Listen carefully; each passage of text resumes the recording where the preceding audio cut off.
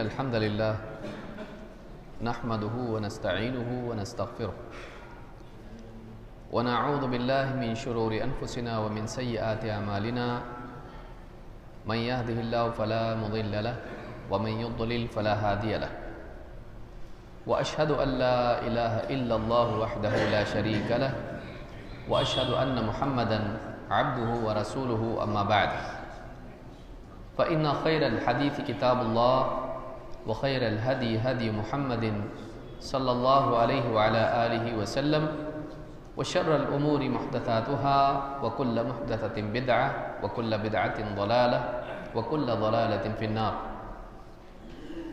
قال الله تبارك وتعالى لقد من الله على المؤمنين إذ بعث فيهم رسولا من أنفسهم يتلو عليهم آياته ويزكيهم ويعلمهم الكتاب والحكمة وإن كانوا من قبل لفي ضلال مبين. قابل قدر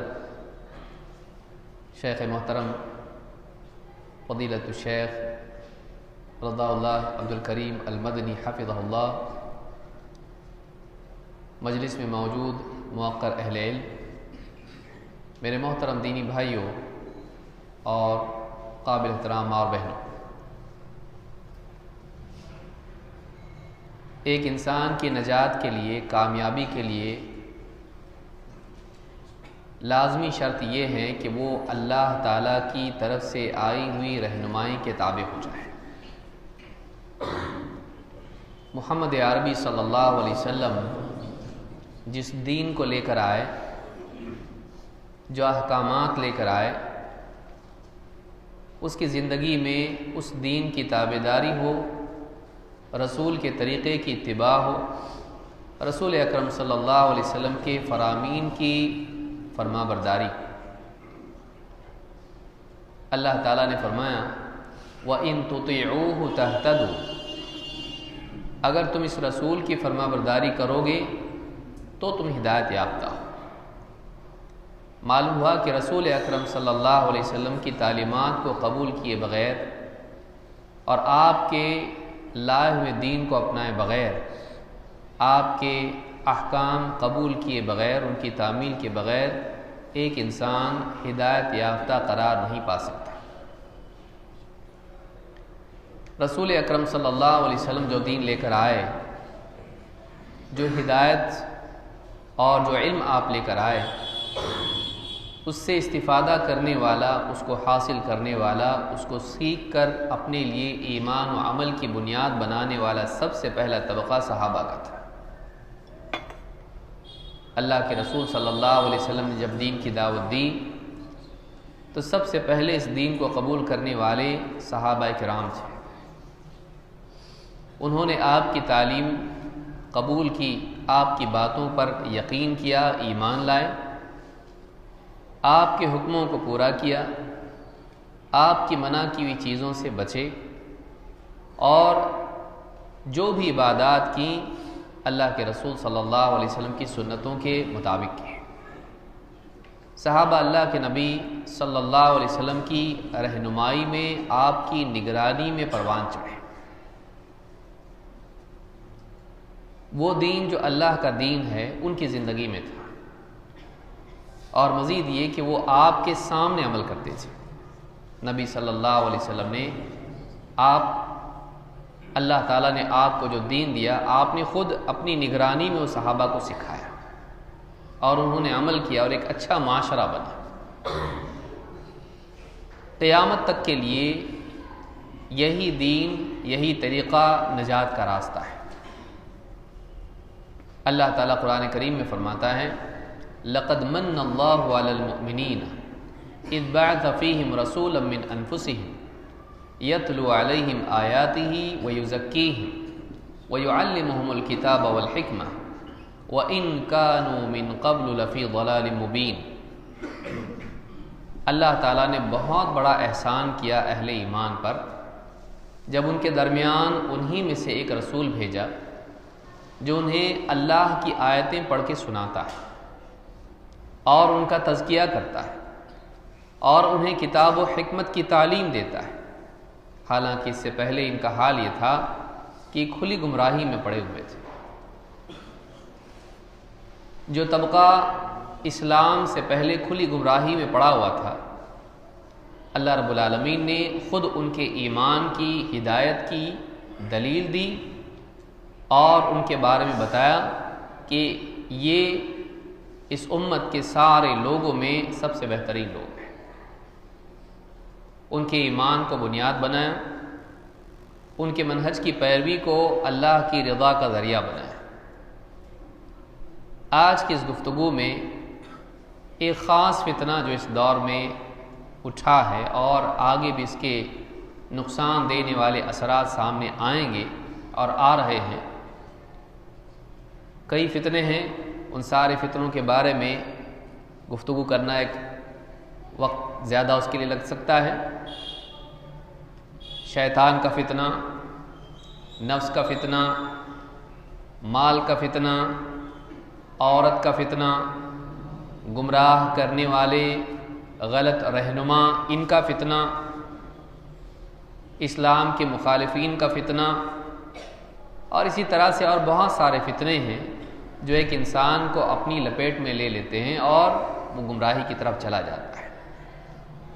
لیکن ابن قیم رحمۃ اللہ علیہ نے فتنوں کے سارے فتنوں کو دو حصوں میں تقسیم کیا ہے۔ ایک شبہات کا فتنہ، دوسرے شہوات کا فتنہ۔ اگر آپ سارے فتنوں کو جمع کریں اور اس کو تقسیم کریں، کیٹیگرائز اس کو کریں، تو دو حصوں میں اس کو بانٹ سکتے ہیں۔ ایک شبہات کا فتنہ، دوسرے شہوات کا فتنہ۔ شبہات کا فتنہ کیا ہے؟ انسان دین کے مصادر یا دین کی تعلیمات کے بارے میں شبہ میں مبتلا ہو جائے، شک میں پڑ جائے، یا تو سرے سے دین کے بارے میں شک میں پڑ جائے یہ صحیح ہے یا نہیں، یا پھر دین کی باتیں جو اس کے سامنے آتی ہیں ان میں شک میں شبے میں پڑ جائے کہ کیا صحیح ہے اور کیا غلط ہے۔ اس طرح کی شبہات کا فتنہ انسان کو دین میں کمزور کر دیتا ہے، فکری اعتبار سے، عقیدے کے اعتبار سے، اصولوں کے اعتبار سے، منہجی اعتبار سے۔ ایک انسان غلط کو صحیح سمجھ لیتا ہے، صحیح کو غلط، غلط اصول بنا لیتا ہے، بدعت کو سنت سمجھنے لگتا ہے، کفر کو، شرک کو ایمان سمجھنے لگتا ہے، کیونکہ وہ شبہ میں پڑ گیا، وہ کنفیوز ہو گیا۔ اس کو آپ اگر ایک لفظ میں بیان کریں تو یہ کنفیوژن ہے، آدمی کو سمجھ میں نہیں آ رہا ہے کہ واقعی صحیح کیا ہے۔ اس کی کئی وجوہات ہیں، جہالت، عقل پرستی، گمراہ کرنے والے دینی یا سیاسی لیڈر لوگوں کو غلط باتیں بتاتے ہیں اور تلبیس کرتے ہیں، حق کو چھپا جاتے ہیں، اور حق کو بیان بھی کریں تو اس کے ساتھ باطل کو ملا دیتے ہیں، جیسا کہ یہود کا طریقہ تھا۔ وَلَا تَلْبِسُوا الْحَقَّ بِالْبَاطِلِ وَتَكْتُمُوا الْحَقَّ وَأَنْتُمْ تَعْلَمُونَ۔ اللہ تعالیٰ نے یہود سے کہا، بنی اسرائیل سے کہا، خاص کر کے رسول اکرم صلی اللہ علیہ وسلم کے باب میں کہا وَلَا تَلْبِسُوا الْحَقَّ بِالْبَاطِلِ، حق اور باطل کو آپس میں ملاوٹ کر کے لوگوں کے سامنے بیان مت کرو، حق کے ساتھ باطل کی ملاوٹ مت کرو۔ وَتَكْتُمُوا الْحَقَّ، اور نہ حق کو چھپاؤ، وَأَنْتُمْ تَعْلَمُونَ، جبکہ تم جانتے ہو، جبکہ تم جانتے ہو حق کو باطل کے ساتھ ملاوٹ کر کے بیان کرنا کتنا بڑا جرم ہے، جبکہ تم جانتے ہو کہ حق کو چھپا جانا کتنا بڑا گناہ۔ گمراہ لیڈر دو طرح سے لوگوں کو گمراہ کرتے ہیں اور لوگوں کو شبہات میں مبتلا کرتے ہیں۔ ایک تو سرے سے حق بتاتے نہیں، لوگوں کو معلوم نہیں ہوتا ہے کہ واقعی حق کیا ہے،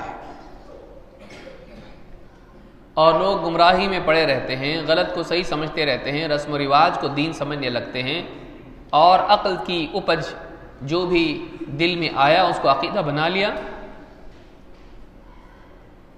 جو گمراہ لیڈران ہیں، چاہے وہ دین اعتبار سے ہوں، سماجی اور سیاسی اعتبار سے ہوں، ان کو بتاتے نہیں کہ واقعی صحیح کیا ہے۔ ان کو معلوم ہوتا ہے، انہیں معلوم ہوتا ہے کہ قرآن کی کون سی آیت ہے جس سے معلوم ہوتا ہے کہ یہ شرک ہے، انہیں معلوم ہوتا ہے کہ کون سی حدیث ہے جس کی روشنی میں یہ ثابت ہوتا ہے کہ یہ بدعت ہے، انہیں معلوم ہوتا ہے کہ قرآن و سنت میں کتنے دلائل ہیں جن کی روح سے دیکھا جائے، جن کی روشنی میں دیکھا جائے تو فلاں عمل حرام ثابت ہوتا ہے، لیکن جانتے بوجھتے وہ بیان نہیں کرتے۔ کیوں بیان نہیں کرتے بھائی؟ بیان اس لیے نہیں کرتے ہیں کہ اگر بیان کر دیں گے تو لوگ کہیں گے اتنے سال تک اب تک سوتے رہے۔ ان کو یہ ڈر ہوتا ہے کہ ماضی میں جو ہم نے اس بات کو لوگوں کے سامنے بیان نہیں کیا ہے، آج اگر بیان کریں گے تو لوگ یہ سمجھیں گے کہ ٹھیک ہے، دوسرے جب بولنے لگے تم بولنے لگے، اب تک کیوں بیان نہیں کیا؟ یہ ڈر انہیں مزید اور چھپانے والا بنا دیتا ہے۔ پھر بہت سارے مفادات اس کے ساتھ جڑے ہوتے ہیں، جیسے اس زمانے میں یہود و نصارہ کے مفادات جڑے ہوئے تھے کہ اللہ رب العالمین نے عرب میں انہی میں سے ایک رسول بھیجا، جیسے آیت ہم نے پڑھی لَقَدْ مَنَّ اللَّهُ عَلَى الْمُؤْمِنِينَ إِذْ بَعَثَ فِيهِمْ رَسُولًا مِّنْ أَنفُسِهِمْ۔ عرب کے لوگوں میں سے ایک عرب ہی کو اللہ نے نبی اور رسول بنا کر بھیجا، انسانوں میں سے انسان، عربوں میں سے عرب۔ اب مکہ میں، مدینہ میں جو لوگ رہتے تھے، خاص کر کے مدینہ میں جو اہل کتاب رہتے تھے، مشرکین و کفار انہی کے بعد جاتے تھے اور بہت سارے معاملات میں ان سے تصدیق کراتے تھے۔ وہ سمجھتے تھے ان کے پاس اللہ والی کتاب آئی ہے، یہ ہم سے زیادہ جاننے والے ہیں، ان سے پوچھنا چاہیے۔ ان کے پاس جا کے پوچھتے تھے۔ اولاً تو ان کے پاس کئی علامات تھیں اللہ کے نبی صلی اللہ علیہ وسلم کی نبوت اور رسالت کی، وہ جانتے تھے۔ اللہ نے فرمایا یعرفونہ کما یعرفون ابناءہم، یہ اہل کتاب محمد رسول اللہ صلی اللہ علیہ وسلم کو ویسا پہچانتے ہیں جیسا اپنے بیٹوں کو پہچانتے ہیں۔ کوئی آدمی بھیڑ میں بھی اپنی اولاد کو دیکھ لے، اپنے بیٹے کو دیکھے، فوراً پہچان لیتا ہے۔ تو یہ رسول ان کے لیے کوئی ڈھکا چھپا شخص نہیں ہے، ان کے اوصاف دیکھ کر انہیں معلوم ہوتا ہے کہ یہ اللہ کے نبی اور رسول ہے، لیکن بیان نہیں کیا۔ لوگوں کے سامنے آپ کی علامات بتاتے نہیں تھے۔ کیوں؟ اس لیے کہ تورات اور انجیل ان کے پاس، ان کے بڑوں کے پاس محفوظ رہتی تھی، ہر آدمی کے ہاتھ میں اویلیبل نہیں تھی۔ کچھ بھی معلوم کرنا ان کے پاس جا کے پوچھنا پڑتا تھا، چھپا لیا۔ دو، بتاتے بھی تھے جب مشرکین جاتے، ہم نے سنا ہے کہ کوئی نبی اور رسول یہاں آنے والا ہے، تو کہتے تھے ہاں یہ ہمارے پاس لکھا ہوا ہم پاتے ہیں، لیکن یہ وہ نہیں ہے۔ آنے والا تو ہے، لیکن محمد صلی اللہ علیہ وسلم کی طرف اشارہ کر کے کہتے تھے یہ وہ نہیں ہے۔ آنے والا ہے یہ تو حق ہے، لیکن یہ وہ نہیں ہے، یہ باطل ہے۔ حق کو مانتے تھے کہ رسول آنے والا ہے، لیکن پھر کیا کرتے تھے؟ اس کے ساتھ باطل ملا کے کہتے تھے کہ یہ محمد صلی اللہ علیہ وسلم اس سے مراد نہیں ہے۔ اسی لیے اللہ نے فرمایا وَلَا تَلْبِسُوا الْحَقَّ بِالْبَاطِلِ وَتَكْتُمُوا الْحَقَّ وَأَنْتُمْ تَعْلَمُونَ۔ تمہیں معلوم ہے کہ حق چھپا جانے کی وعید کیا ہے، پھر بھی حق کے ساتھ باطل کو ملا کر پیش مت کرو، ایسا ملانا کہ حق کا کوئی فائدہ نہ رہے، اور یا پھر سرے سے حق کو چھپا جاؤ۔ کیوں چھپایا؟ اس لیے کہ اگر ہم نے بتا دیا تو ہماری سرداری ختم ہو جائے گی۔ اگر ہم نے بتا دیا اور اقرار کر لیا، اعتراف کر لیا کہ یہ محمد صلی اللہ علیہ وسلم اللہ کے نبی اور رسول ہیں، اگر مان لیا اس کو، ہماری ساری سرداری ختم ہوگی۔ کہ علماء سے کون پوچھے گا، عالموں سے، راہبوں سے کون پوچھے گا، جب خود اللہ کا نبی موجود ہے جس کے پاس براہ راست اللہ سے وحی آتی ہے۔ سارے لوگ انہی سے پوچھنے والے بنیں گے، سارے لوگ انہی کے پاس چلے جائیں گے، ہمارا سارا معاملہ ختم ہو جائے گا۔ اپنی سرداری کو قوم کے اندر اپنی بڑائی کو باقی رکھنے کے لیے وہ یہ کام کرتے تھے اور لوگوں کو شبہات میں مبتلا کرتے تھے، کنفیوز رکھتے تھے ہمیشہ۔ ایک بڑا سبب یہ ہے جہالت یا پھر گمراہ کرنے والے واعظین، گمراہ کرنے والے علماء سوء، گمراہ لیڈران، سماج کے بڑے، یہ لوگ قوم کو گمراہ کرتے ہیں اور قوم ہمیشہ کنفیوژن میں رہتی ہے۔ جہالت بہت بڑا سبب ہے انسان کے دین کو صحیح طور پر نہ سمجھنے اور گمراہ ہونے کا۔ اس میں مزید آپ اگر نفس کی خواہشات کو جوڑ دیں جو انسان کے لیے حق کی معرفت میں پردے کا کام کرتا ہے، اور اس میں اگر آپ شیطان کی تزیین کو بھی جمع کر دیں جو چاہتا ہے کہ انسان گمراہ ہو جائے، جو برائیوں کو مزین کر کے پیش کرتا ہے، وَلَأُزَيِّنَنَّ لَهُمْ فِي الْأَرْضِ، میں زمین میں گمراہیاں ان کے سامنے خوشنما بنا کر پیش کروں گا، برائیوں کو اچھا بنا کے پیش کروں گا۔ شیطان کا تو کام ہی ہے۔ اب آدمی دیکھ رہا ہے، قرآن میں پڑھ رہا ہے کہ اللہ کے ساتھ کسی کو شریک نہیں کرنا ہے، لیکن بزرگان دین کی تعظیم کے نام پر، ان کے احترام اور ان کی محبت کے نام پر شرکی اعمال کو بھی دین بنا دیا گیا۔ کنفیوژن، آدمی کنفیوز ہو جاتا ہے، فتنہ کہ غلط چیز کو اچھا بنا کر پیش کر دیا۔ خواتین، ان کو دیکھنا چھونا تو بہت دور کی بات، پرائے مرد کے لیے حرام ہے، لیکن کہا پیر صاحب تو والد کی طرح ہے نا، سر پہ ہاتھ بھی رکھ سکتے ہیں، چھو سکتے ہیں، یہ ان کے پاؤں بھی دبا سکتی ہے، تو باپ بنا کر اس کو کیا کر دیا، ساری غلط چیزیں اس کے لیے جائز کر دی۔ اس طرح کی کتنی ساری چیزیں قرآن کریم سے لفظ وسیلہ لے لیا، وَابْتَغُوا إِلَيْهِ الْوَسِيلَةَ، اللہ تک پہنچنے کے لیے، اللہ کے تقرب کے لیے کیا کرو، وسیلہ اختیار کرو، لیکن وسیلے کی تشریح ایسی کر دی جو خود قرآن کی تعلیمات کے خلاف ہو۔ انسان ایک طرف دیکھتا ہے کہ دلیل تو ہے، لیکن اس دلیل کی تفصیل، اس کی تفسیر، اس کی تشریح، وہ ساری کی ساری دیکھ کے پھر کنفیوز ہو جاتا ہے، اور دلیل ہونے کے بعد بھی اس سے غلط مطلب لے کر گمراہ ہو جاتا ہے۔ وَلَأُزَيِّنَنَّ لَهُمْ فِي الْأَرْضِ، میں زمین میں ان کے لیے برائیوں کو خوشنما خوبصورت بنا کے پیش کروں گا کہ غلط چیز کو بھی اچھا سمجھیں گے، اور اس کا نتیجہ یہ ہوگا کہ صحیح چیز کو غلط سمجھیں گے۔ بدأ الاسلام غریبا وسيعود كما بدأ غریبا فطوبى للغرباء، اسلام جب شروع ہوا وہ اجنبی تھا۔ اجنبی کس کو کہتے ہیں؟ جس کو کوئی پہچانتا نہ ہو۔ کسی علاقے میں کوئی مسافر آ جائے، لوگ اس کو نہیں جانتے، وہ اجنبی ہے۔ جو ہمیشہ وہاں رہتا ہو، روزانہ لوگ اس کو ملتے جلتے ہوں، دیکھتے ہوں، اجنبی تھوڑی نہ ہے۔ اجنبی وہ ہے جس کو لوگ پہچانتے نہیں۔ اسلام جب شروع ہوا وہ اجنبی تھا۔ ابراہیم علیہ السلام توحید والا دین لے کر آئے، لیکن ابراہیم علیہ السلام کے جانے کے بعد، اسماعیل علیہ السلام کے جانے کے بعد اور کچھ نسلوں کے بعد وہ دین رسم و رواج کی پرت کے نیچے دبتا چلا گیا۔ رسم و رواج دین ہو گیا، لوگوں کے باطل افکار دین ہو گیا، اور اصل دین دب گیا اور اجنبی ہو گیا، گمنام ہو گیا۔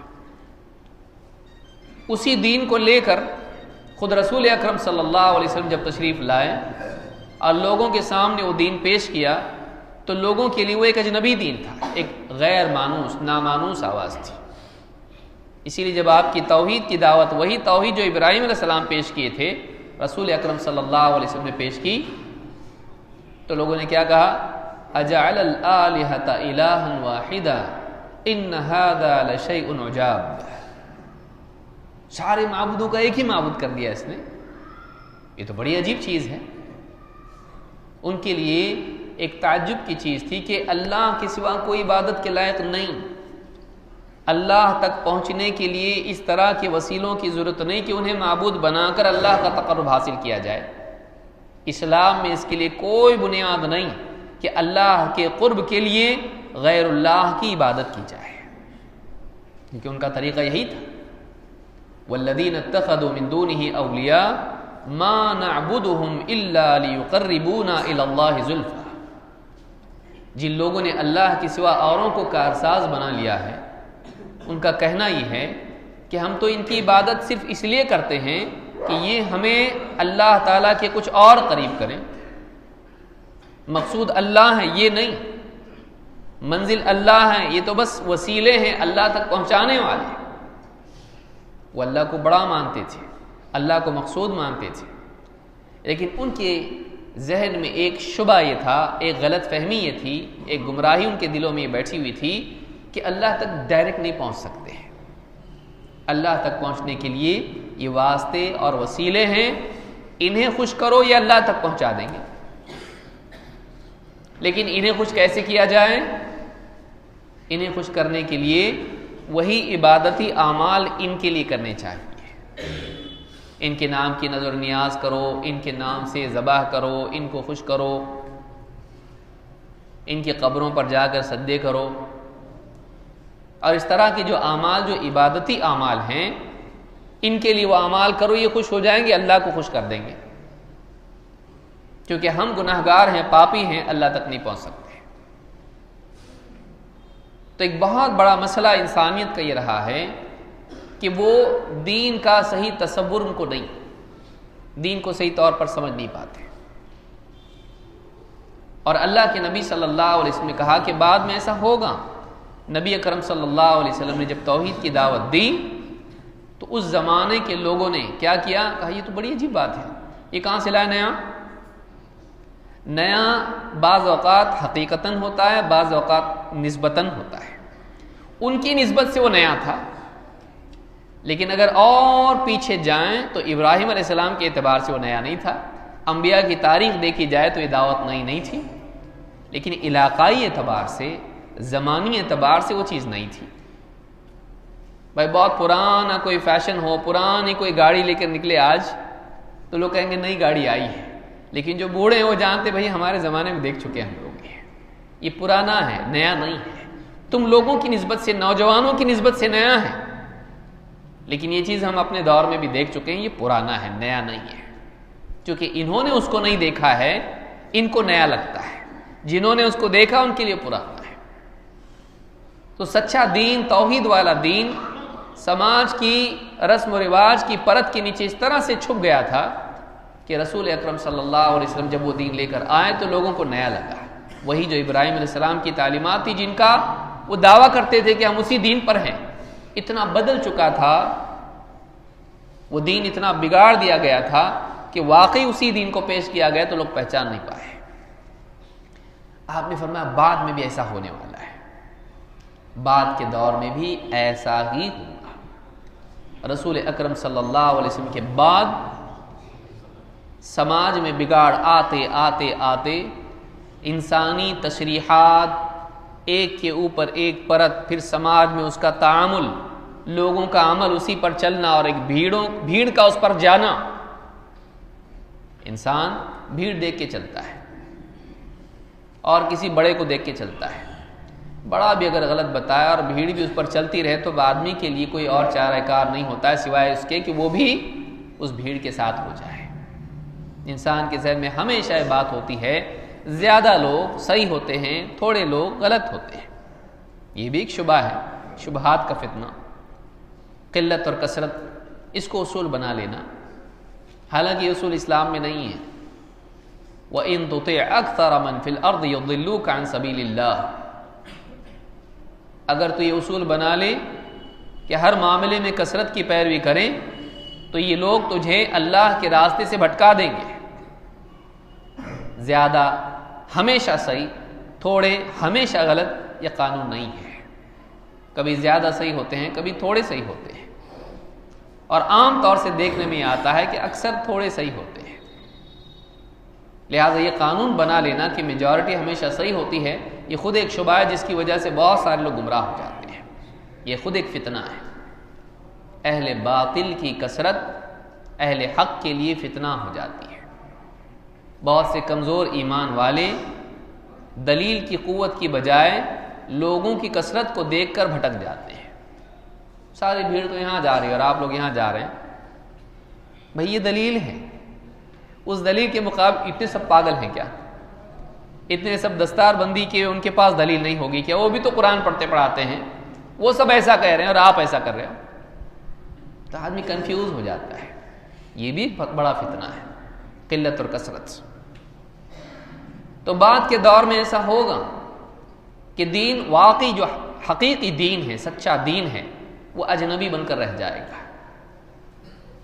اور جب واقعی اس دور کے اہل حق، کیونکہ اہل حق تو قیامت تک رہنے والے ہیں، وہ جب سچا دین لوگوں کے سامنے پیش کریں گے تو لوگ اس کو قبول نہیں کریں گے، بہت کم لوگ اس کو مانیں گے. کہا کہ بدأ الاسلام غریبا وسيعود غریبا کما بدأ فطوبى للغرباء. تو خوشخبری ہے ان اجنبیوں کے لیے، ان لوگوں کے لیے جو سچے دین کو اپنا کر اپنے سماج میں اجنبی ہو کر رہ جائیں. ان سے سلام کلام بند، ان سے تعلقات ختم، ان کی معاش خراب، ان کے جنازوں میں لوگ نہیں آتے، ان کو سلام لوگ نہیں کرتے، ان کو عیدوں میں اور اس طرح کے مواقع پر کوئی ان سے تعلقات کا، محبت کا اظہار نہیں کرتا. ان کی شادیوں میں بلکہ ان کو دفن کرنے کے بارے میں بھی جھگڑتے ہیں. ایسا ماحول ہو جائے گا. فطوبى للغرباء، خوشخبری ہے اجنبیوں کے لیے. لوگوں کی طرف سے تو ان کے لیے خوشخبری نہیں، اللہ کی طرف سے ان کے لیے خوشخبری ہے کہ جو حق پر قائم رہ کر اجنبیت کو برداشت کر لیں، وہ حق پر رہنے میں مصیبتوں کے لیے تیار ہو جائیں. رشتے ناتے ہمارے کٹ جائیں چلے گا، لوگوں سے ہمارے تعلقات خراب ہو جائیں چلے گا، اللہ سے ہمارا تعلق خراب نہیں ہونا چاہیے. لوگوں سے تعلقات اچھے برے ہوتے رہتے ہیں، لیکن اللہ سے تعلق خراب ہونا آخرت کو برباد کرنا ہے. اللہ سے ہم دشمنی نہیں مول سکتے ہیں، چاہے دشمن دنیا کے لوگ ہو جائیں، اللہ بچا سکتا ہے، یہ اللہ سے نہیں بچا سکتے. بعد میں ایسا ہوگا. فطوبى للغرباء. اور مسند احمد کی حدیث میں، مسلم کی روایت ہے، مسند احمد کی حدیث میں ہے اناس صالحون فی اناس سوء کثیر من یعصیہم اکثر ممن یطیعہم. یہ بہت سے بگڑے ہوئے لوگوں کے درمیان کچھ تھوڑے سے نیک لوگ ہوں گے. وہ اجنبی کون؟ بگڑے ہوئے سماج میں کچھ نیک لوگ ہوں گے. جو لوگ ان کی نہیں مانیں گے، ان کی دعوت کو قبول نہیں کریں گے، وہ ان کی دعوت کو قبول کرنے، ان کی بات ماننے والوں سے زیادہ ہوں گے، زیادہ حق والے ہوتے ہیں. دیکھیے حدیث بتا رہی، جن کو خوشخبری دی جا رہی ہے ان کی دعوت کو ماننے والے تھوڑے ہوں گے اور انکار کرنے والے زیادہ. لہذا کبھی یہ نہیں سوچنا چاہیے کہ زیادہ لوگ صحیح ہوتے ہیں. صحیح وہ ہوتا ہے جس کے پاس دلیل. دلیل کیا ہے؟ دلیل وہ ہے جو اللہ کی طرف سے آئے. الحق من ربک، حق وہ ہے جو تیرے رب کی طرف سے ہو. حق کے لیے حق ہونا کیسے معلوم ہوتا ہے کہ یہ حق ہے؟ وہ رب کی طرف سے ہوتا ہے، کیونکہ رہنمائی کی ذمہ داری اللہ کی ہے. ان علینا للہدی، رہنمائی ہمارے ذمہ ہے. اسی طرح سے فرمایا قل ان ھدی اللہ ھو الھدی، اے نبی آپ کہہ دیجئے ہدایت تو وہ ہے جو اللہ والی ہدایت ہو. اللہ تعالیٰ کس کے ذریعے ہدایت بھیجتا ہے؟ اپنے نبی اور رسول کے ذریعے سے. وَأَنزَلْنَا إِلَيْكَ الذِّكْرَ لِتُبَيِّنَ لِلنَّاسِ مَا نُزِّلَ إِلَيْهِمْ وَلَعَلَّهُمْ يَتَفَكَّرُونَ. اے نبی ہم نے آپ کی طرف اس نصیحت کو، قرآن کو نازل کیا ہے تاکہ آپ لوگوں کو واضح طور پر بیان کر دیں کہ واقعی ان کے رب کی طرف سے ان کے پاس کیا آیا ہے، آپ کے پاس کیا نازل ہوا ہے، ان کے لیے کیا نازل ہوا ہے. تو اللہ کی طرف سے آنے والی وحی کے اجمال کو، ابہام کو واضح طور پر سمجھانے والے، بیان کرنے والے محمد رسول اللہ صلی اللہ علیہ وسلم تھے. تو ایک بڑا فتنہ یہ بھی ہے کہ آدمی قرآن کو مانتا، حدیث کو نہیں مانتا. میں بہت کم اپنی ساری چیزوں کو سمیٹنے کی کوشش کر رہا ہوں کیونکہ بہت ساری چیزیں اس میں آ جائیں گی. انکار حدیث کا فتنہ کہ آدمی مانتا ہے لیکن جزئی طور پر، قرآن کو مانے گا حدیث کو نہیں مانے گا۔ کیوں بھائی، کیوں نہیں مانتے حدیث کو؟ اب اس میں رنگ برنگے پھول ہیں، یہ باغ ایسا ہے، اس میں قسم قسم کے پرندے ہیں، رنگ برنگے۔ کوئی کہتا دیکھیے بھائی اللہ تعالیٰ نے قرآن دیا، بس رسول کی حیثیت ایک ڈاکیے کی طرح ہے، نعوذ باللہ۔ جیسے ڈاکیا ایک، اب تو بہت سارے لوگ جانتے بھی نہیں ہوں گے ڈاکیا کس کو کہتے ہیں، ہم لوگ واٹس ایپ کے دور میں ہیں، خط لے کر آنے والا، بس اس کا کام ہوتا ہے خط پہنچا دیا، بس اس کا آپ سے کوئی رشتہ لینا دینا نہیں، خط دے دیا چلا گیا۔ اللہ کی کتاب آئی، اللہ کا پیغام پہنچا دیا، اب جاؤ، رسول کی بات کی کوئی حجت نہیں ہے، کوئی دلیل نہیں ہے۔ ایک طبقہ ہے ایسا، آپ دیکھیے پڑوس کے ملک میں محمد شیخ یا اس طرح جیسے لوگ ہیں جو کلیتاً حدیثوں کو نہیں مانتے،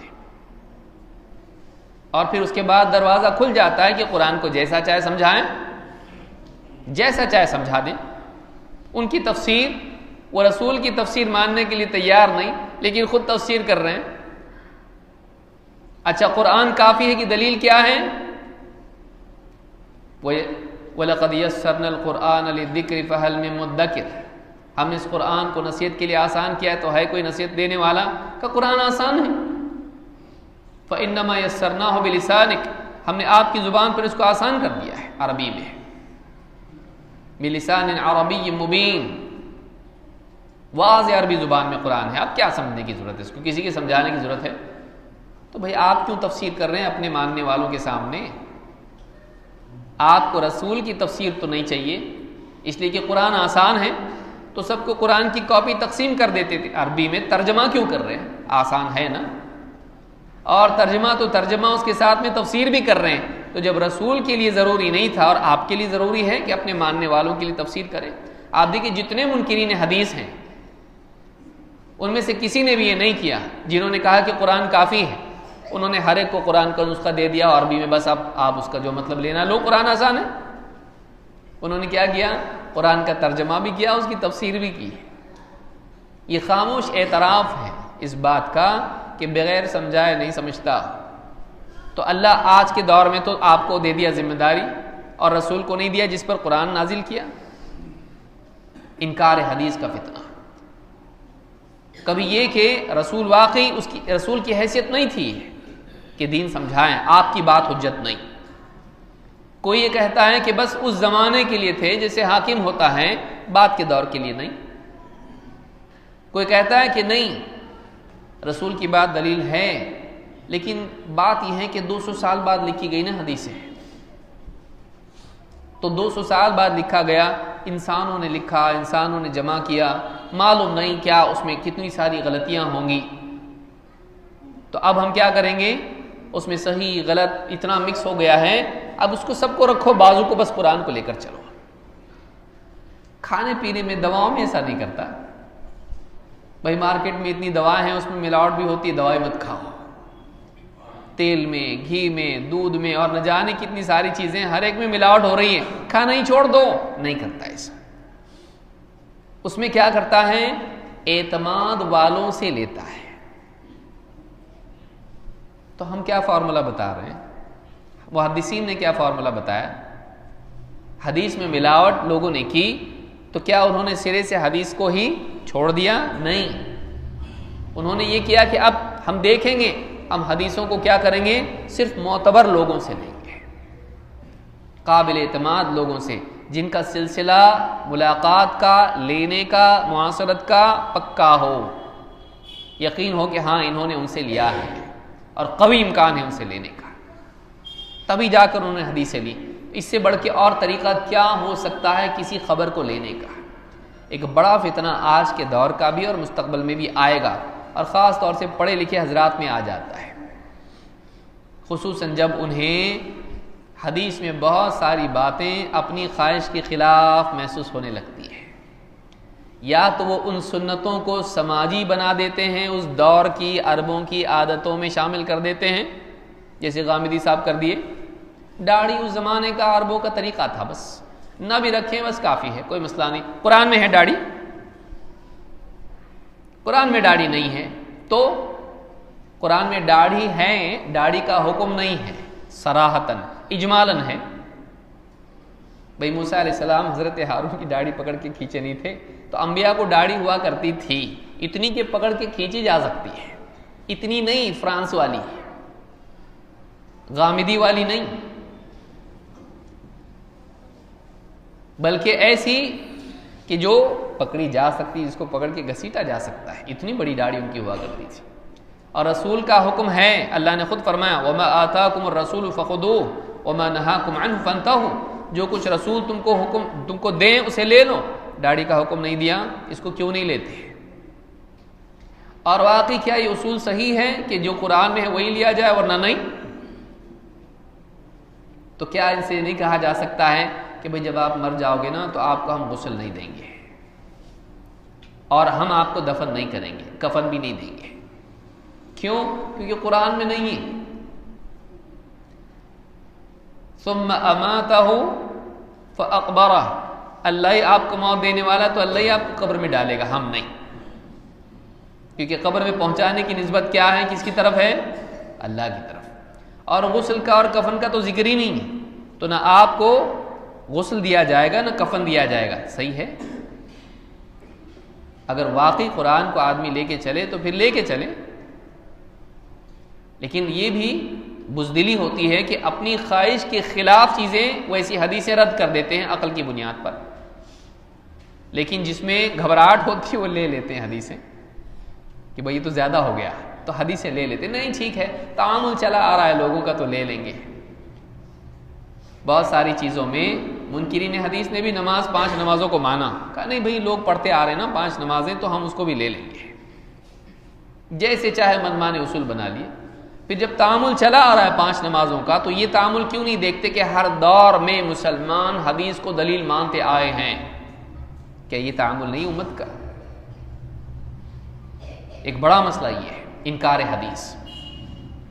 پھر ایک اور مسئلہ یہ بھی ہے کہ حدیث کس کے ذریعے سے آئی؟ صحابہ کو غیر معتبر بتا دیا جائے، صرف اہل بیت کو پکڑ کے چلو، اہل بیت بس یہ معتبر ہیں، اہل بیت کے علاوہ اگر علم آئے ہم نہیں لیتے۔ حدیث گھڑی بھی گئی ہے، انا مدینۃ العلم وعلی بابھا، میں علم کا شہر ہوں، ایسا شہر جس کے اطراف وسیل ہو، انٹری کے لیے کوئی رستہ نہیں، کیسے انٹری کریں؟ وعلی بابھا، اور شہر میں داخل ہونے کا دروازہ کون؟ علی، بلا شبہ علی رضی اللہ تعالیٰ عنہ، ان کی فضیلت اپنی جگہ ہے۔ اللہ کے رسول صلی اللہ علیہ وسلم بول چکے ہیں کہ میری نسبت تم سے ایسی ہے جیسے موسیٰ کی ہارون سے تھی، ہاں مگر بات یہ ہے کہ میرے بعد کوئی نبی نہیں۔ شیعہ نے اس طرح کی باتیں گھڑی، اور صرف ہم حضرت علی سے لیں گے، اہل بیت سے لیں گے، سارے صحابہ کو غیر معتبر بنا دیا، الا ماشاءاللہ کچھ گنتی جو ایک ہاتھ کی انگلیوں پر گنے جا سکتے ہیں، بس باقی سارے صحابہ کے بارے میں کیا کہا؟ سب کے سب بعد میں کیا ہو گئے؟ مرتد ہو گئے، خصوصاً نعوذ باللہ ابو بکر و عمر رضی اللہ تعالیٰ عنہ۔ خمینی نے کتاب لکھی، کیا اس میں لکھا کہ جہنم میں سب سے بڑا عذاب 2 لوگوں کو ہوگا، ابو بکر و عمر رضی اللہ تعالیٰ عنہ، اور عذاب کیا ہوگا؟ انہیں آگ کی صندوقوں میں بند کیا جائے گا۔ صحابہ جن کے بارے میں نبی اکرم صلی اللہ علیہ وسلم نے ان دونوں کے بارے میں کہا کہ میرے بعد ان دونوں کی اقتداء کرو، ابو بکر و عمر، جن کی پیروی کا حکم رسول صلی اللہ علیہ وسلم دے رہے ہیں، جن کے بارے میں بتا رہے ہیں کہ جنت کے اونچے درجات ایسے ہیں، اونچے درجات والوں کو نیچے والے ایسے دیکھیں گے جیسے زمین سے تم ستاروں کو دیکھتے ہو، اور ان اونچے درجات کو پانے والوں میں سے ابو بکر و عمر بھی ہیں، بلکہ ان سے بہتر ہیں، وہ انعما، اور کیا خوب ہیں۔ اتنی بڑی بات ان کے بارے میں کہی، لیکن شیعہ نے خاص انہی کو ہدف بنایا، سب سے معتبر کو ہی درمیان سے ہٹا دو، مسئلہ ختم، کیونکہ حضرت علی سے اوپر وہ آ رہے ہیں نا، ابو بکر و عمر و عثمان، پھر حضرت علی رضی اللہ تعالیٰ عنہ کا نمبر ہے۔ انہوں نے کیا کر دیا؟ تینوں کو غیر معتبر ثابت کر دو، یہ اصل حقدار تھے خلافت کے۔ من کنت مولاہ فعلی مولا، جس کا میں مولا ہوں اس کا علی مولا، علی مولا علی مولا شروع کر دیا۔ پھیٹے والا پڑوس میں بھی ایک ہے جو انہی کا گویا کہ ایجنٹ ہے، چاہے وہ ملا ہوا ہو نہ ملا ہوا ہو، لیکن ہے راستہ وہی ہے۔ وہ کھلے عام کہتے ہیں یہ راستہ ان کے لیے ہموار کر رہا ہے۔ علی مرزا، ہو سکتا ہے مجلس میں کوئی سننے والا ہو اس کو بھی، اور بغیر معذرت کے ساتھ یہ آدمی انہی کے لیے راستہ ہموار کر رہا ہے۔ دیکھیے جہاز کو ڈبونے کے لیے ایک سوراخ کافی ہے۔ آپ ایک صحابی کے بارے میں اعتماد کو ختم کریں، بقیہ کے بارے میں بھی ختم ہونا شروع ہو جاتا ہے۔ بلکہ اس نے ایک پاؤں میں سانپ چھوڑ دیا۔ کیا کیا؟ کہا کہ نبی صلی اللہ علیہ وسلم فرما چکے ہیں کہ میرے صحابہ میں بعض منافقین ہیں۔ دیکھیے اصحاب کی جو اصطلاح ہے، کہا کہ صحابہ میں بھی بعض منافقین تھے۔ صحابی کی تعریف کیا ہے؟ صحابے کی تعریف یہ ہے کہ جس شخص کو نبی صلی اللہ علیہ وسلم کی صحبت میسر ہوئی آپ کی زندگی میں ایمان کی حالت میں، چاہے اس نے دیکھا ہو یا صحبت ملی ہو، دور سے ہو یا قریب سے ہو، چاہے حجۃ الوداع میں آپ کو دیکھا ہو یا آپ کی صحبت ملی ہو، نہیں دیکھا عبداللہ ابن ام مکتوم، صرف صحبت ملی، دیکھا نہیں، دیکھا ہو یا صحبت ملی ہو، ایمان کی حالت میں، اور ایمان پر ہی اس کا خاتمہ ہوا۔ تو جس کا ایمان پہ خاتمہ نہیں ہوا وہ صحابی ہو ہی نہیں سکتا، تو آپ صحابی کو منافق کیسے کریں؟ آپ کو اصطلاحات ہی معلوم نہیں ہے، ٹرمینالوجی ہی معلوم نہیں ہے۔ صحابی کا مطلب ہوتا ہے جس کا خاتمہ ایمان پر ہوا ہو، جو اسلام پر مرا ہو۔ اور یہ آدمی کہہ رہا ہے کہ صحابہ میں سے بھی کیا تھے، اب یہ نہیں بتا کون ہے۔ اب آدمی بھئی آپ کے پاس کوئی آئے کہ مسجد میں جو لوگ آتے ہیں نا، ان میں سے ایک آدمی آپ کو چور کہتا ہے، اب آپ بتائیے، آپ مسجد میں آئیں گے، ہر ایک کا چہرہ دیکھیں گے، شاید یہ کہتا ہوگا، شاید یہ کہتا ہوگا۔ اب اس نے ایک کا نام نہیں بتایا، بغیر نام کی جب بات کہی جائے آدمی ہر ایک پر شک کرتا ہے۔ صحابہ کے بارے میں اس طرح کی بات کہنا دین کی کون سی خدمت ہے؟ دین کی کون سی خدمت ہے؟ وہ لوگ جو ایمان کا معیار ہیں، فَإِنْ آمَنُوا بِمِثْلِ مَا آمَنْتُمْ بِهِ فَقَدِ اهْتَدَوْا، اللہ تعالیٰ نے صحابہ کو خطاب کر کے کہا فَإِنْ آمَنُوا بِمِثْلِ مَا آمَنْتُمْ بِهِ فَقَدِ اهْتَدَوْا، کہ اگر یہ اہل کتاب ویسا ایمان لے آئیں جیسا تم ایمان لائے ہو، تب جا کر یہ ہدایت پر ہوں گے۔ معلوم ہوا کہ آدمی کے لیے ہدایت یافتہ ہونے کے لیے ضروری ہے کہ وہ ویسا ایمان لائے جیسے صحابہ کا ہے۔ صحابہ ایمان والے نہیں، صحابہ تو ایمان کا معیار ہے۔ اللہ تعالیٰ نے ان کے عقیدے کو بعد والوں کے لیے نمونہ بتایا، ایسا ایمان لانا پڑے گا تم کو، تب جا کر اللہ کے نزدیک ہدایت یافتہ قرار پاؤ گے۔ صحابہ کے بارے میں تشکیک یہ ایک بہت بڑا فتنہ ہے جو شیعہ کی طرف سے ہمیشہ سے یہ خدمت انہوں نے کی ہے۔ دین کے نام پر انہوں نے یہ بدترین خدمت انجام دی ہے سالوں سال، صدیوں سے، کہ صحابہ کو ہمیشہ لعنتیں ان پر کرنا، ان کو غیر معتبر بلکہ ان کو مرتد ثابت کرنا، یہ کرتے رہے وہ ہمیشہ۔ لیکن بہت سارے لوگ اہل سنت کے لبادہ میں، ان کے بھیس میں آ کر انہوں نے بھی یہ کام کیا جو شیعہ کرتے آئے ہیں۔ اور میڈیا کا دور چونکہ آج ہے، اب آدمی دیکھتا نہیں ہے یہ معتبر ہے کہ نہیں ہے، یہ بھی ایک فتنہ ہے۔ ہر ایک سے لینا، دودھ تو برابر اپنی پہچان والے دودھ والے سے لیتا ہے، کیوں؟ بھروسہ اس کے اوپر ہے۔ لیکن دین جو آدمی جہاں سے بھی آ جائے، کوئی بات ان کی اچھی لگ رہی ہے، بات تو صحیح ہے نا، دلیل تو دیتا ہے نا، یہ بھی ایک فتنہ ہے۔ ہم صرف یہ دیکھیں کہ وہ آدمی دلیل دے رہا ہے۔ کوئی ایک فرقہ آپ ایسا بتائیں جو دلیل نہیں دیتا۔ بھئی پچھلے زمانے میں جتنے فرقے آئے، خوارج حضرت علی کو کافر بتانے کے لیے دلیل نہیں دیے؟ وَمَن لَّمْ يَحْكُم بِمَا أَنزَلَ اللَّهُ فَأُولَٰئِكَ هُمُ الْكَافِرُونَ، جو اللہ کے نازل کیے ہوئے کے مطابق فیصلہ نہ کرے یہ سب کافر ہیں۔ حضرت علی کو کافر قرار دیا، کس بنیاد پر؟ کہ وہ راضی ہو گئے اس بات پر کہ حضرت معاویہ اور ان کے درمیان لوگ آئیں اور حکم بنے اور جیسا وہ طے کریں گے ہم لوگ ویسا مانیں گے۔ کہا کہ دیکھو خلافت معاملہ دین کا ہے، اور انہوں نے دین کے معاملے میں انسان کی رائے کو، انسان کے فیصلے کو، یہاں سے ایک حکم اور یہاں سے ایک حکم آئے طے کریں، تو انسانوں کو حکم بنایا، اس وجہ سے قرآن کی اس آیت کو لیا اور کافر قرار دے دیا۔ کتنے فرقے ایسے آئے، ہر ایک کے پاس اپنی دلیل ہے، حتیٰ کہ عجیب بات یہ ہے منکرین حدیث حدیث سے دلیل دیتے ہیں۔ انکار کس کا کر رہے ہیں؟ حدیث کا۔ دلیل کہاں سے دے رہے ہیں؟ حدیث سے۔ کیوں بھائی حدیث کو کیوں نہیں ماننا چاہیے؟ دیکھو حدیث میں ہے کہ اللہ کے نبی صلی اللہ علیہ وسلم نے حدیثیں لکھنے سے منع کیا تھا۔ لا تکتبوا عنی، میری طرف سے کچھ بھی لکھو مت۔ کہتے کوئی حدیث دلیل ہے کہ آپ نے لکھنے کے لیے منع کیا؟ کیوں؟ اس لیے کہ حدیث دلیل نہیں ہے۔ کہا کہ اب دلیل کیا لکھا گیا کہ نہیں ہے، اور آپ دلیل حدیث سے دے رہے ہو یہ بتانے کے لیے کہ حدیث دلیل نہیں۔ آپ دلیل کس سے دے رہے ہیں؟ حدیث سے۔ کیا ثابت کرنے کے لیے؟ حدیث دلیل نہیں۔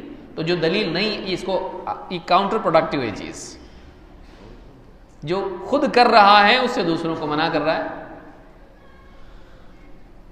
وَلَا أُرِيدُ أَنْ أُخَالِفَكُمْ إِلَىٰ مَا أَنْهَاكُمْ عَنْهُ، نیک لوگوں کا یہ طریقہ نہیں ہوتا ہے کہ لوگوں کو کسی چیز سے منع کریں اور خود وہ کریں، اس کی مخالفت کریں۔ صحابہ کا اعتماد ختم کرنا،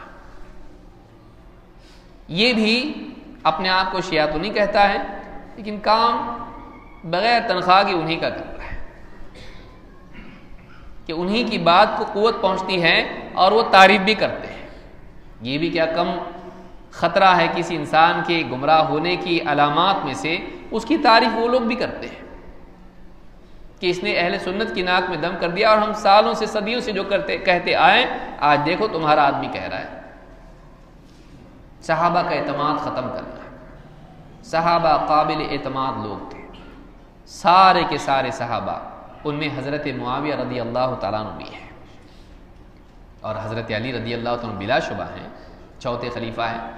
آپ نے خود فرمایا اللہ کے رسول صلی اللہ علیہ وسلم نے کہ میری نسبت تمہارے ساتھ ایسی ہے جیسے موسیٰ کی ہارون کے ساتھ تھی۔ ہاں یہ بات ہے کہ میرے بعد کوئی نبی نہیں۔ شیعہ نے اس کو بھی دلیل بنایا، کہ دیکھو یہ زیادہ حقدار تھے خلافت کے۔ دیکھیں اب دلیل تو ان کے پاس بھی ہے کہ موسیٰ علیہ السلام کے جانشین کون تھے؟ ہارون علیہ السلام۔ تو نبی اکرم صلی اللہ علیہ وسلم نے فرمایا کہ میری نسبت تمہارے ساتھ ایسی جیسے موسیٰ کے ہارون۔ تو اب بتائیے اللہ کے رسول صلی اللہ علیہ وسلم کے جانشین کون ہوئے؟ حضرت علی کا خلافت کے زیادہ حقدار یہ تھے۔ بعض اوقات دلیل ہوتی ہے، اس بات کو ہمیشہ یاد رکھیں، دلیل ہوتی ہے، لیکن اس دلیل کو اگر صحیح نہ سمجھا جائے تو وہی گمراہی کا سبب بنتی ہے، اور ہمیشہ سے عام طور سے فرقوں کا حال یہی رہا۔ ان کے پاس دلیل تھی، سمجھا غلط اس کو۔ سوال یہ پیدا ہوتا ہے کہ کیا موسیٰ علیہ السلام نے اپنی وفات کے وقت حضرت ہارون کو جانشین بنایا تھا کہ ہمیشہ کے لیے بن گیا، یا طور پر جب گئے تو واپس لوٹنے کے اعتبار سے یہ بات تھی کہ جب تک میں نہیں رہتا ہوں واپس آنے والا ہوں تب تک کہ قوم کے تم سنبھالنے والے نگراں ہوں؟ پھر واپس تو آئے، اور اس کے بعد حضرت موسیٰ ہی ذمہ دار رہے، انہی کے ماتحتی میں سب لوگ تھے جن میں حضرت ہارون بھی تھے۔ تو کیا نبی صلی اللہ علیہ وسلم نے وفات کے وقت حضرت علی رضی اللہ عنہ سے یہ بات کہی، یا ایک سفر میں جاتے وقت جس سے آپ واپس بھی آ گئے؟ یہاں مناسبت ایسی ہے، لیکن وفات کے وقت کس کو اپنے جان نماز پر کھڑا کیا؟ مصلی پر اپنے کس کو وفات کے وقت کھڑا کیا؟ ابو بکر صدیق رضی اللہ تعالیٰ عنہ کو۔ اگر آدمی یہ نہ دیکھے، غور نہ کرے، حدیث سے کنفیوز ہو جائے گا اور شیعہ کی بات کو مان لے گا۔ صحابہ کے بارے میں بد زبانی کرنا یہ شیعہ کا طریقہ رہا ہے. اس دور میں بہت ضروری ہے کہ صحابہ کے بارے میں ہم اپنی زبانوں کو روکے رکھیں، کیونکہ ان کا اعتماد اگر ختم ہو گیا تو آپ کے پاس جتنی حدیثیں ہیں ان کا معتبر ہونا آپ کیسے ثابت کرو گے؟ دیکھیے کتنی دور تک بات جاتی ہے. نہ صرف حدیثیں بلکہ قرآن آپ کے پاس کس کے ذریعے سے آیا؟ جبریل. آپ کو لا کے کون دیا قرآن؟ سب سے پہلے قرآن لینے والا طبقہ کون تھا؟ صحابہ. اگر آپ صحابہ ہی کا اعتماد ختم کر دیں، معلوم نہیں کون منافق ہے اور کون معتبر ہے کون نہیں. اگر آپ کے دل میں بات بیٹھ جائے تو آپ بتائیے یہ سارا دین، قرآن اور حدیث، یہ سارا دین کیسے معتبر قرار پائے گا؟ ایک سازش ہے جس کے ذریعے سے دین کو مشکوک بنا دیا جاتا ہے. اس سے بچنا چاہیے. صحابہ کے بارے میں زبان نہیں کھولنا چاہیے. صحابہ میں اختلافات ہوئے، بلا شبہ ان میں اختلافات ہوئے، لیکن ان سارے صحابہ کے بارے میں اللہ کے نبی صلی اللہ علیہ وسلم کی حدیثیں واضح ہیں، ان کے فضائل واضح ہیں، مجموعی طور پر بھی اور ہر ایک کے بارے میں نام لے لے کر بھی. تو اس کو نظر انداز ہم نہیں کر سکتے ہیں. دیکھیے شیعہ میں اور اہل سنہ میں ایک بہت بڑا فرق ہے. وہ صحابہ کے مرتبے اور مقام کو طے کرنے کے لیے، ان کے بارے میں رائے قائم کرنے کے لیے، یاد رکھیے میری بات کو، یاد رکھیے اس کو، اہل سنت والجماعت کا طریقہ صحابہ کے بارے میں رائے قائم کرنے کے لیے یہ ہے کہ وہ قرآن و سنت کی نصوص دیکھتے ہیں. شیعہ کا معاملہ یہ ہے کہ وہ صحابہ کے بارے میں رائے قائم کرنے کے لیے تاریخ دیکھتے ہیں، ایسا ہوا ویسا ہوا اور ویسا ہوا، اور پھر کہتے ہیں دیکھو یہ اچھے نہیں تھے. ہم کہتے ہیں ہمارے رب نے قرآن میں ایسا کہا اور رسول اکرم صلی اللہ علیہ وسلم نے احادیث میں صحابہ کے بارے میں ایسا کیا. اب جو بھی ہوا ہو، آخرت کی بات جب ان کے بارے میں بتائی جا رہی ہے، اللہ کی رضا بتائی جا رہی، تو سب جاننے کے بعد ہی اللہ نے فیصلہ کیا نا. وہ سب جاننے کے بعد کیا. کسی سے اگر گناہ بھی ہو جائیں، صحابہ کو کوئی معصوم تو نہیں مانتا ہے. انبیاء کے بارے میں عقیدہ ہے جمہور کا، بلکہ زیادہ تر علماء کا، کہ انبیاء سے کوئی خطا نہیں ہوتی ہے، اور یہی راجح قول ہے. اللہ تعالیٰ ان کو محفوظ رکھتا ہے. صحابہ کے بارے میں ایسا نہیں ہے. صحابہ سے اجتہادی غلطی ہو سکتی ہے اور بعض سے گناہ کا ثبوت بھی ہے.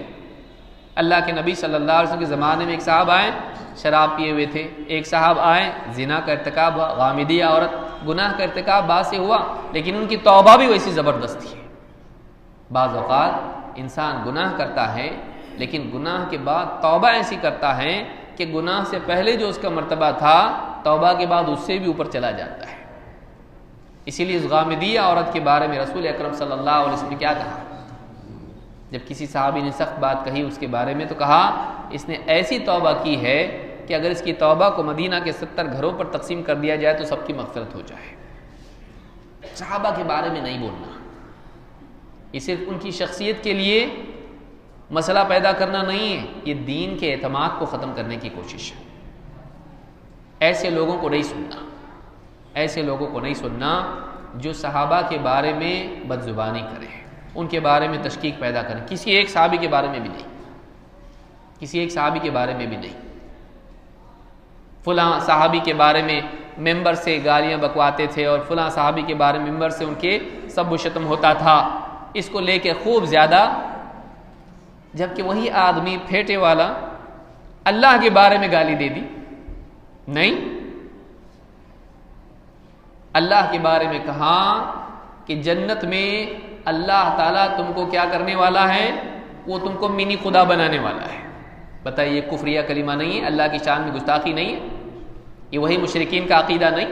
ساری دنیا میں اپنے آپ کو پاک ثابت کرنے والا، اس کی زبان سے ایک ایسا جملہ نکل رہا ہے جو ہمارے ہاں شراب پی کے بھی آدمی نہیں بولے گا کہ بھائی، اور 2 مرتبہ کہا، مرزا نے 2 بار یہ بات کہی ہے کہ تم کو تھوڑی سی زندگی اس نے دی ہے، جنت میں وہ تم کو ایک منی خدا بنانے والا ہے. بتائیے منی خدا کا تصور اب یہ قرآن میں ہے. اب جو آدمی اس کو سنتا ہے، اس کی محبت اس کے دل میں گھر کی ہوئی ہے، اس کا دفاع کرے گا، اس کے بھی بابوں میں سے ہے وہ. نہیں یہ مطلب نہیں ہوگا، یہ مطلب ہوگا، نہیں اس نے ایسا کہا ہے، اس کتاب تو سبھی کرتے ہیں، پھر آپ کیوں کر رہے ہیں؟ اس نے صاف صراحت کے ساتھ کہا ہے کہ جنت، بتائیے مینی خدا بننا کیا ہوتا ہے؟ مینی خدا، مینی گاڈ، یعنی خدا آپ تم مان رہے ہو اس کو؟ مشرکین عرب کیا مانتے تھے؟ اپنے بتوں کو کیا اللہ کے برابر مانتے تھے؟ نہیں، مقصود اللہ تک پہنچنا تھا، اللہ تک پہنچنا تھا. ان کو چھوٹا مانتے تھے، معبود مانتے تھے، وہ بھی تو منی گاڈ مانتے تھے نا. تو جا کے کن کی صف میں شریک ہو گیا؟ صحابہ کی شان میں گستاخی کرنے کا نتیجہ یہ ہے. اور اللہ تعالیٰ قرآن کریم میں بتا چکا ہے اس بات کو. ایک آیت تو آپ سنیں، اللہ تعالیٰ فرماتا ہے فَلْيَحْذَرِ الَّذِينَ يُخَالِفُونَ عَنْ أَمْرِهِ أَن تُصِيبَهُمْ فِتْنَةٌ أَوْ يُصِيبَهُمْ عَذَابٌ أَلِيمٌ. جو لوگ ہمارے اس نبی کے حکم کی مخالفت کرتے ہیں، صحابہ کی تعظیم، صحابہ کے بارے میں بدزبانی نہیں کرنا، یہ حکم کہاں سے آیا ہے؟ محمد رسول اللہ صلی اللہ علیہ وسلم. لا تسبوا اصحابی من سب اصحابی فعلیہ لعنت اللہ والملائکۃ والناس اجمعین. صحیح حدیث ہے طبرانی کی.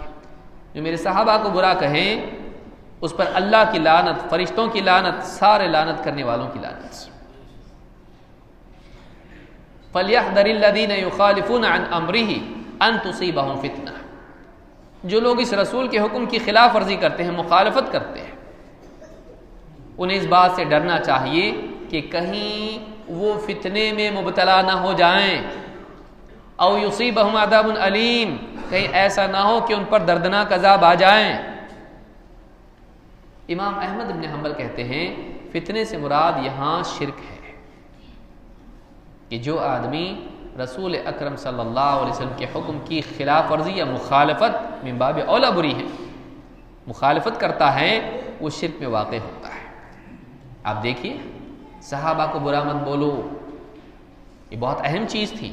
لعنت کہی جا رہی، اللہ کی لعنت، فرشتوں کی لعنت، لعنت کرنے والوں کی. کوئی معمولی چیز ہوگی جو اتنی لعنتیں ہو رہی اس پر؟ جو آدمی دروازہ کھولے وہ شرک میں واقع ہو. شیعہ کو تو آپ دیکھتے ہی، لیکن اس کو بھی دیکھیں، اس نے کیا کہا؟